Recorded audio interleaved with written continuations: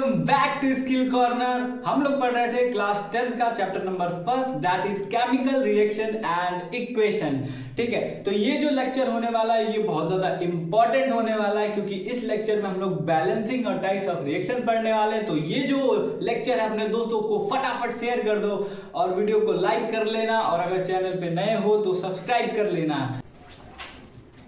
ठीक है बच्चों, तब आगे बढ़ते हैं। जो नेक्स्ट है वो है अपना types of reaction. Types of reaction में सबसे पहला जो टाइप होता है वो होता है कॉम्बिनेशन रिएक्शन।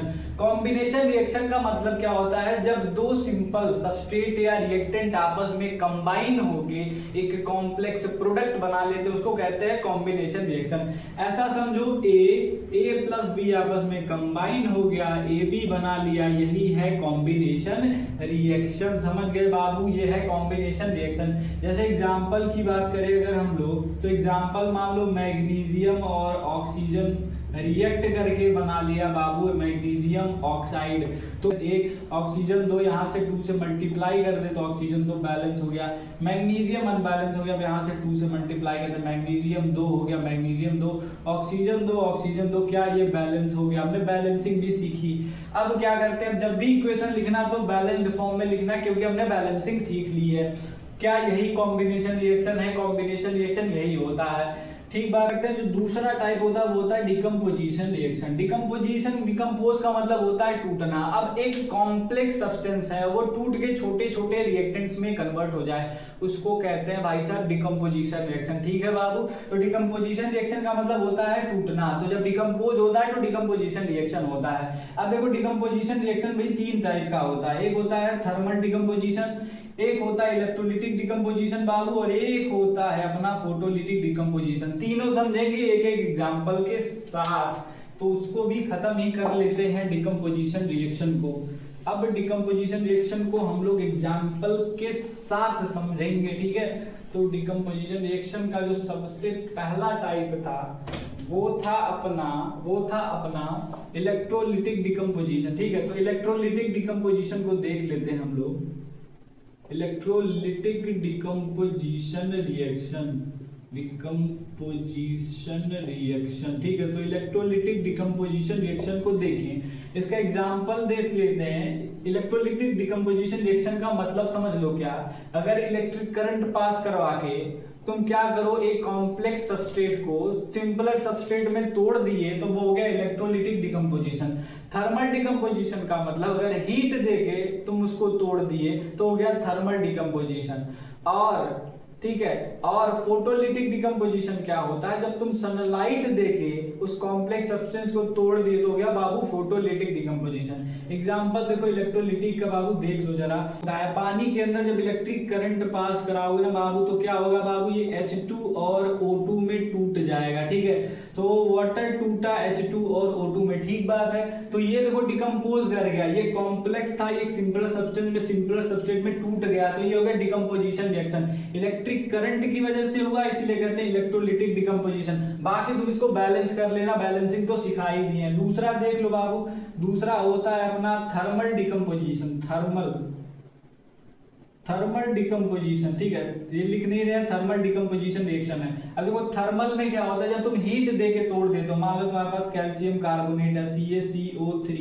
कैल्शियम कार्बोनेट को जैसे ही तुम हीट करोगे बाबू वो क्या हो जाएगा, कैल्शियम ऑक्साइड और कार्बन डाइऑक्साइड में टूट जाएगा।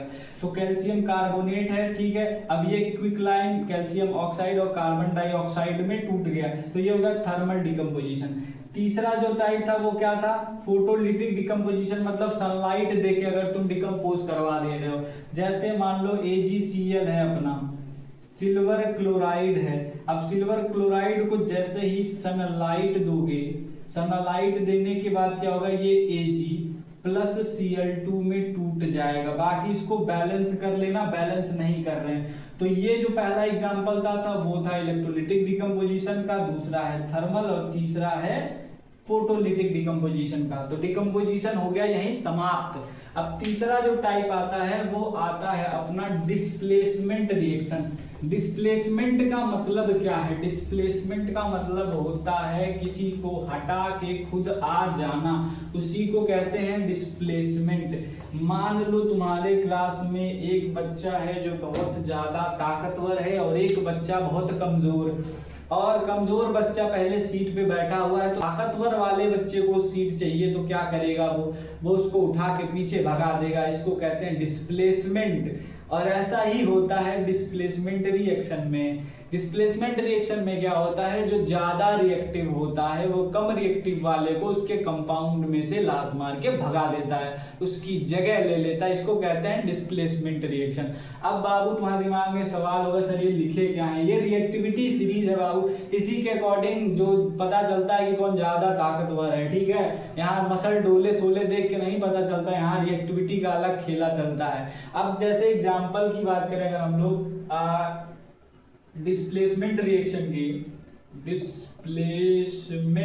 की बात कर रहे थे हम लोग, डेफिनेशन क्लियर होगा सबको।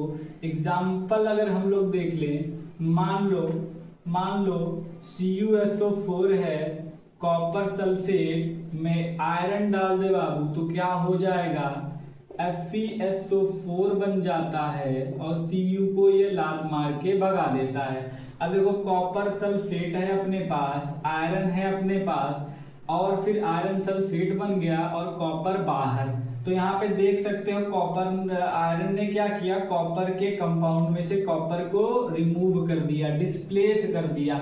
इसी को कहते हैं डिस्प्लेसमेंट रिएक्शन। अब ये सवाल आता है बाबू कि सर बताइए कौन किसको डिस्प्लेस करेगा, कैसे पता चलेगा? उसके लिए बाबू ये रिएक्टिविटी सीरीज याद कर लो तुम सब। रिएक्टिविटी सीरीज में क्या है, सबसे ऊपर होता है भैया कौन है, ये पोटेशियम है, फिर सोडियम होता है, फिर कैल्शियम होता है, magnesium, aluminium, zinc, iron, hydrogen, copper, silver, gold. सबसे कम रिएक्टिव गोल्ड होता है। इसी वजह से मम्मी लोग क्या करती हैं, गोल्ड की ज्वेलरी लेती हैं, और गोल्ड की ज्वेलरी शाइन भी तो करती है। तो ये है मेटल की रिएक्टिविटी सीरीज। ऊपर से नीचे जाने पर रिएक्टिविटी घटती है, तो सबसे ज्यादा रिएक्टिव जो है अपना ये पोटेशियम है। ठीक है बाबू, तो अब यहाँ पे देखेंगे तो यहाँ कॉपर है बाबू, कॉपर कहाँ है, कॉपर यहाँ है।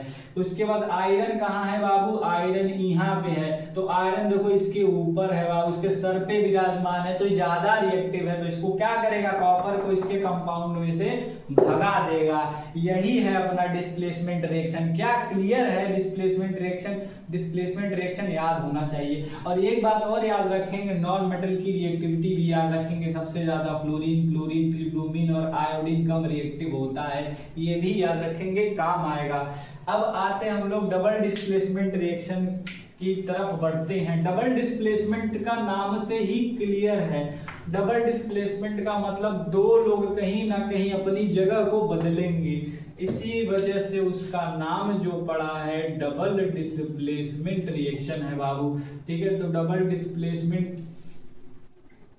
डिस्प्लेसमेंट रिएक्शन की तरफ बढ़ते हैं हम लोग। ठीक है, डबल डिस्प्लेसमेंट रिएक्शन में क्या होता है, ग्रुप ऑफ एटम या आयन क्या करते हैं, अपने कंपाउंड और दूसरे वाले के कंपाउंड में से एक दूसरे की चीजों को एक्सचेंज कर लेते हैं।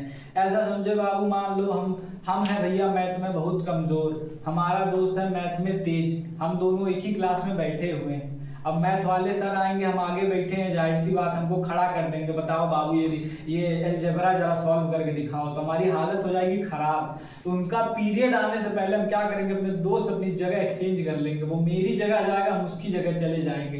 हो गया बाबू डबल डिस्प्लेसमेंट रिएक्शन खत्म। एग्जाम्पल दे, बेरियम सल्फेट Na2SO4 और बेरियम क्लोराइड होता है BaCl2 होता है बाबू। तो अब देखो यहाँ पे देखो बेरियम के साथ क्लोराइड जुड़ा हुआ है, यहाँ पे सोडियम के साथ सल्फेट जुड़ा हुआ है।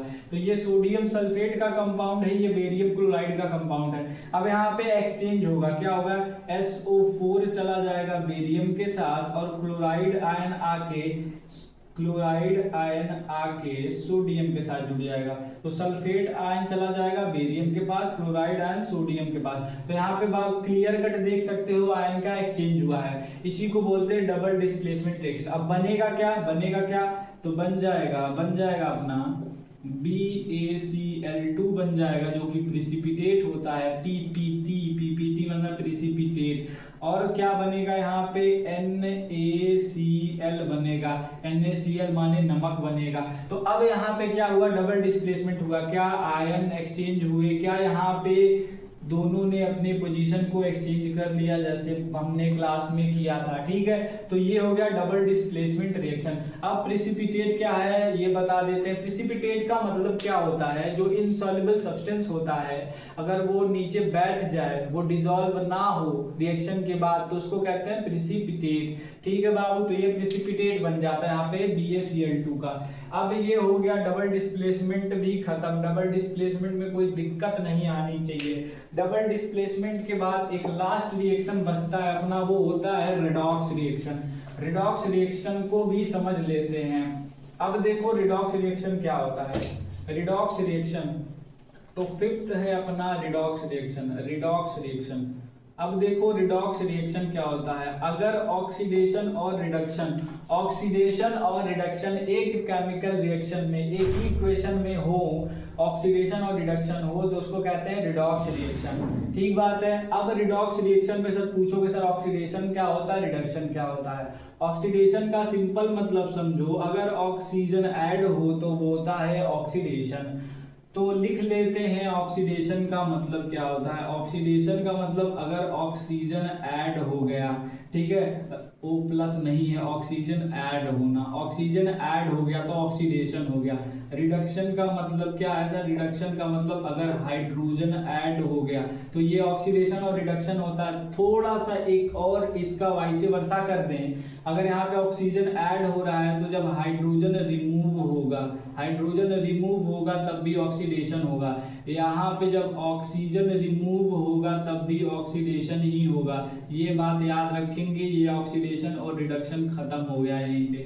एग्जांपल से समझ लेते हैं रिडॉक्स रिएक्शन को। जैसे मान लो कॉपर ऑक्साइड है CuO प्लस Zn है, रिएक्शन होने के बाद ZnO बन जाता है, जिंक ऑक्साइड और कॉपर बाहर।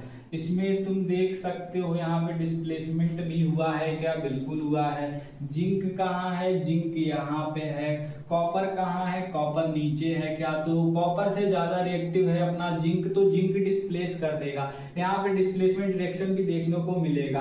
तो अब देखो, अब यहाँ कॉपर के पास ऑक्सीजन था, ऑक्सीजन रिमूव हो गया तो क्या हो गया, यहाँ पे जब रिमूव होता है तो क्या होता है, ऑक्सीजन रिमूव होता है तो होता है रिडक्शन। क्या होता है बाबू, रिडक्शन होता है। और जब ऑक्सीजन ऐड हो जाता है, जैसे जिंक में ऑक्सीजन ऐड हो गया तो हो गया ऑक्सीडेशन हो गया, यहाँ पे रिडक्शन हो गया। एक और टर्म आती है जो है बहुत ज्यादा इंपॉर्टेंट की ऑक्सीडाइजिंग और रिड्यूसिंग एजेंट क्या होता है। अब यहाँ पे कॉपर ऑक्साइड का रिडक्शन हुआ है तो ये हो जाता है ऑक्सीडाइजिंग एजेंट। क्या होता है बाबू, ऑक्सीडाइजिंग एजेंट। इसी तरीके से ये बन जाएगा अपना रिड्यूसिंग एजेंट, ठीक है बाबू। तो यहाँ पे अपना रिडॉक्स रिएक्शन भी होता है खत्म। अब हमने आज क्या पढ़ा उसको रिकैप कर लेते हैं। हमने बैलेंसिंग पढ़ी, हमने टाइप्स ऑफ रिएक्शन पढ़ा, सारी चीजें कवर की। अब आती है कल की बात। कल लास्ट लेक्चर होने वाला है। कल हम लोग अब क्या पढ़ेंगे, ऑक्सीडेशन का अपने लाइफ में क्या उसका रोल है, क्या चीजें वो करता है, रेंसिडिटी भी पढ़ेंगे, कोरोजन पढ़ेंगे। उसके बाद चैप्टर हो जाएगा अपना पूरी तरीके से खत्म, ठीक है। तो अगर वीडियो थोड़ी सी भी इंफॉर्मेटिव लगी, कुछ सीखे हो यहाँ से, तो जाते जाते वीडियो को लाइक कर देना, शेयर कर देना अपने दोस्तों को और सब्सक्राइब कर देना। All the best, keep learning, keep